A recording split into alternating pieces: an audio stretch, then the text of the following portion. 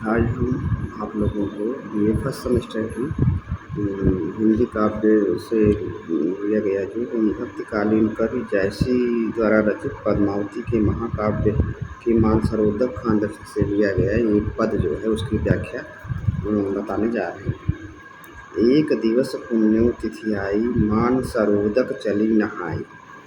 पद्मावती सब सखी बुलाई, जन फुलवार सबय चली आई। इस पद के माध्यम से मलिक मोहम्मद जैसी जी ये बताना चाह रहे हैं कि पद्मावती जो हैं वे अपनी सखियों के साथ मानसरोवर में स्नान करने के लिए जाती हैं, तो ऐसा लगता है कि मानो पूरी फुलवारी ही उनके साथ जा रही हैं, क्योंकि उनकी सखियाँ जो हैं वे रंग बिरंगे वस्त्र जो पहने हुए हैं, तो रंग बिरंगे वस्त्रों के साथ उनका जो साथ में चलना है, तो ऐसा लग रहा है कि फुलवारी जो है उनके साथ जा रही है। एक दिवस पुण्यो तिथि आई, मानसरोदक चली नहाई। पद्मावती सब सखी बुलाई, जन फुलवार सबय चली आई। कोई चंपा कोई कुंद सहेली, कोई सुकेत करना रस बेली। यहाँ कोई सखी जो है चंपा, कोई कुंद, कोई सुकेत और कोई करना, कोई रस की बेल के समान है। कोई सो गुलाल सुदर्शन राती, कोई सो बकावरी बचकन भाती। कोई सखी जो है गुलाल के समान, कोई सुदर्शन के समान और कोई जो है बकावरी और बचकन की भांति वो दिखाई दे रही है। कोई सो मौल सिर को पावती, कोई जाही जूही सेवती। कोई सोन जरद, कोई केसर, कोई सिंगार हार नाकेसर। सखियाँ जो हैं वे रंग बिरंगे वस्त्रों में इस तरह से सुशोभित हो रही हैं, जैसे कोई सोन जरद है, कोई केसर है, कोई सिंगार हार के समान, कोई हार नाकेसर के समान सुशोभित हो रही है। कोई पूजा सदवर्ग चमेली, कोई कदम सुरस रस बेली। कोई सखी जो है कुंजा के समान, कोई सदवर्ग चमेली के समान है, कोई कदम्ब के समान है और रस से भरी हुई यौवनावस्था में प्राप्त उनकी सखियाँ जो हैं इस प्रकार से सुशोभित हो रही हैं। चली सबय मालती संग, फूली कवल कुमोद। और ऐसा लग रहा है कि मालती के साथ, यहाँ पद्मावती के साथ उनकी सखियाँ जो हैं कमल और कुमुदनी दोनों जो हैं साथ में जा रही हैं। बेधि रहे गण गंधर्व, वास परिदामोद। और उनके शरीर से जो सुगंध उठ रहा है, जो उन्होंने इत्र लगा रखा है और रंग अलग अलग सुगंधित इत्र जो हैं वे इस प्रकार से सुगंधित हो रहे हैं कि जैसे मानो चाहे पुष्प जो हैं मिल करके उस सुगंध को फैला रहे हैं। बेधि रहे गण गंधर्व, वास परिम दामोद। और उससे गण गंधर्व जो हैं वे परम आनंद को, उस सुगंध से गण गंधर्व जो हैं वे परम आनंद को प्राप्त कर रहे हैं। यहाँ इस पद के माध्यम से यहाँ भाषा अवधि है, छंद चौपाई और दोहा है, गुण प्रसाद रस श्रृंगार है।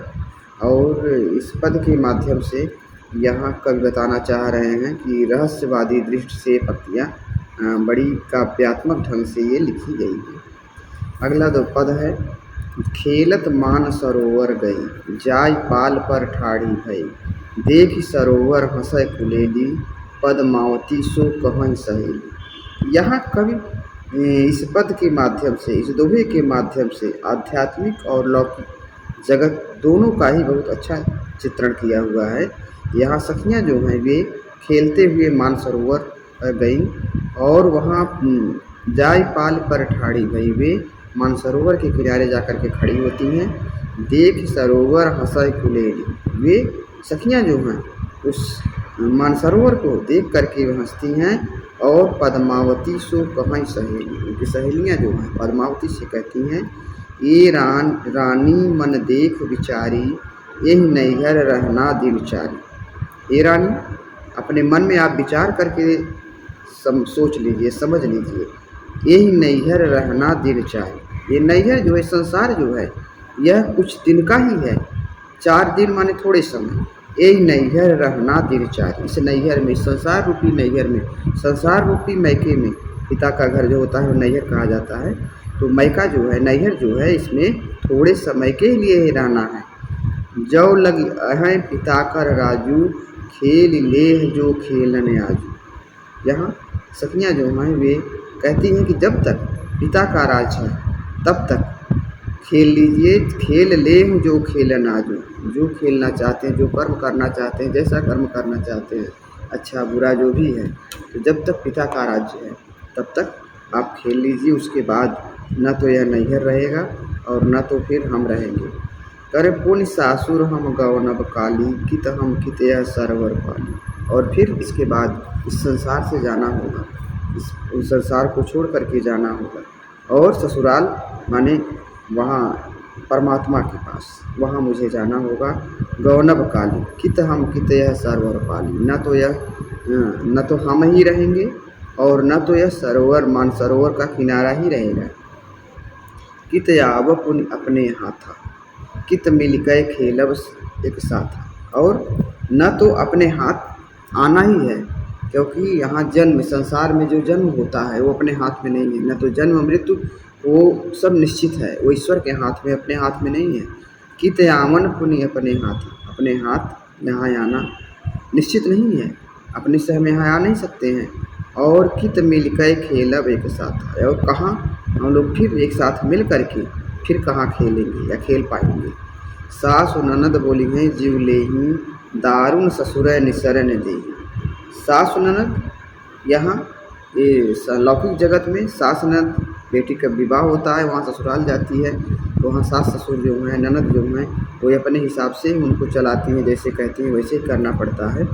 और वहाँ परमात्मा के यहाँ जो हमने कर्म किया हुआ है इस संसार में आकर के, जैसा हम कर्म किए हुए हैं, कर्म के आधार पर ही हमें फल मिलता है और वहाँ मुझे उस फल को भुगतना पड़ता है। सास ननद बोली हैं जीव लेही, दारुण ससुर निसरय देही। और दुख देने वाला ससुर जो है, निर्दयी दारुण ससुर जो है, ईश्वर जो है, परमात्मा जो है, वह हमें कर्म के अनुसार वो फल देगा। प्यू पियार सिर ऊपर पुनिसौ करे दहुका।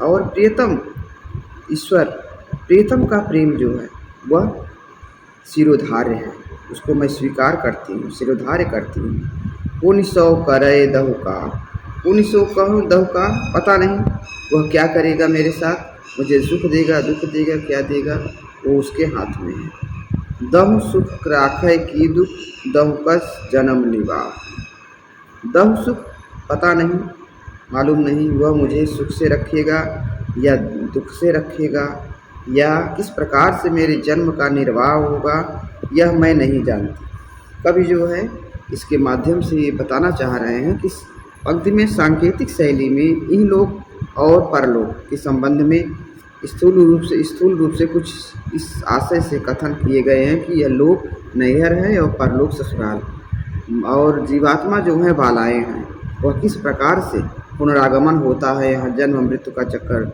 आना जाना लगा होता है, उसको इस पद के माध्यम से यहाँ वर्णित किया है।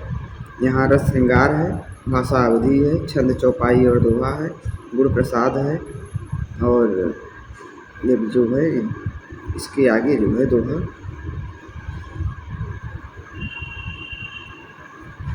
मिला ही रहस्य सब करहि डोरी, झूल ले ही सुख बारी भोरी। झूल ले नैहर जब ताई, फिर नहीं झूलन देहि साई।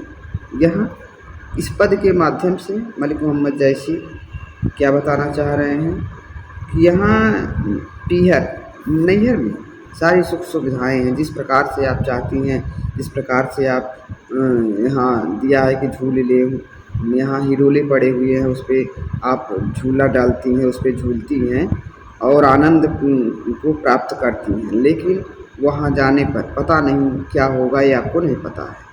कर मिलस रहस सब कर चढ़ ही डोली, झूल ले सुख बारी भोली। सब मिल करके ये सखी, हम लोग सब एक साथ मिल करके इस झूले पर झूलते हैं और सुख का आनंद लेते हैं। सुख हो बारी भोली, ये बालाएँ, ये सखियाँ, हम लोग एक साथ इस आनंद को उठाते हैं। झूल ले नैहर जब ताई, फिर नहीं झूलन दे गुसाई। ये सखी जब तक नैहर में हैं, पिता का राज है, मैके में है, तब तक हम झूल लें, आनंद को उठा लें, जो कर्म का जैसा करना चाहते हैं उसको कर लें, और फिर वहाँ जाने पर, परमात्मा के यहाँ जाने पर या ससुराल में जाने पर, फिर वहाँ ये समय नहीं मिलेगा, ये फिर झूलने के लिए वहाँ नहीं मिलेगा। पुन सासुर ले राखी तहाँ, नैहर चाह न पाओ जा। फिर ससुराल में जाने पर, परलोक में जाने पर, वहाँ जाने पर जैसे रखा जाएगा वैसे ही रहना पड़ेगा, और नैहर की चाह जो है, नैहर की जो इच्छा है, वह फिर से नहीं पूरी हो पाएगी, वह नहीं मिल पाएगी। कित यह धूप कहाँ यह छाहाँ, रहब सखी बिनु मंदिर महाँ। ये सखी, फिर यहाँ ये धूप कहाँ मिलेगा, यह छाह कहाँ मिलेगा, या रहब सखी बिनु मंदिर महाँ। ये सखी, मैं वहाँ पे जा कर के, ससुराल में जा कर के, वहाँ न तो धूप मिलेगा न छाँव मिलेगा, और फिर वहाँ पे ये घर कहाँ मिलेगा, कहाँ रहना पड़ेगा, कहाँ हमें आनंद प्राप्त करना पड़ेगा, कुछ नहीं पता है। गुण पूछिए और लाही दोखू, कौन उतर पाओग तब मुँह। हमारे गुण पूछे जाएंगे, हमारे कर्म पूछे जाएंगे, हमने क्या कर्म किया है, और उसके बाद वहाँ पे दोष लगाया जाएगा। कौन उतर पाओग तब मुँह, और कौन सा उत्तर दे करके उससे मोक्ष मिल पाएगा या छुटकारा मिल पाएगा। सासु ननद के भाव सिकोरे, रहब सकोच दुअ कर जोरे। सास ननद, ससुराल पक्ष से सास ननद हो लौकिक जगत में, लेकिन परलौकिक जगत में जैसा हमने कर्म किया हुआ है, कर्म के आधार पर ही हमें उस तरह से फल मिलेगा। और रह सकोच दुअ कर जोरे, और संकोच में पढ़ करके दोनों हाथ जोड़ करके मुझे वहाँ अनुनय विनय ही करना पड़ेगा। कित यह रहस्य जो आऊब करना, ससुरे अंत जन्म दुख भरना। कित यह रहस्य, यह फिर से यहाँ रहना और आऊब करना, फिर आना दोबारा लौट करके और आनंद को प्राप्त करना। ससुरे अंत जन्म दुख भरना, या ससुराल में ही रहना पड़ेगा और अंत तक जीवन पर्यंत वहाँ ही हमें दुख भोगना पड़ेगा, दुख उठाना पड़ेगा। कित नैहर पुनियाओ कित ससुरे यह खेल, आप होइने परम पंखी जस टेल। कित नैहर, कि कब फिर इस नैहर में, संसार में आना होगा। कित ससुरे यह खेल, और या इस ससुराल में ही रह कर के वहीं यातना सहना पड़ेगा। आप का होइने परम पंखी जस टेल। आप अलग अलग होकर के परम पंखी जैसे जिस प्रकार से पंछी को, चिड़िया को डलिया में रखा जाता है, पिंजड़े में बंद कर दिया जाता है और उसी में फड़फड़ाता रहता है, उसी प्रकार से हम लोगों को भी अलग अलग रहना पड़ेगा और अपने कर्म का फल जो है वो भोगना पड़ेगा। इस प्रकार से ये पद जो है हो गया। अगला पद जो है, अगले पद की व्याख्या जो है अगले व्याख्यान में होगा।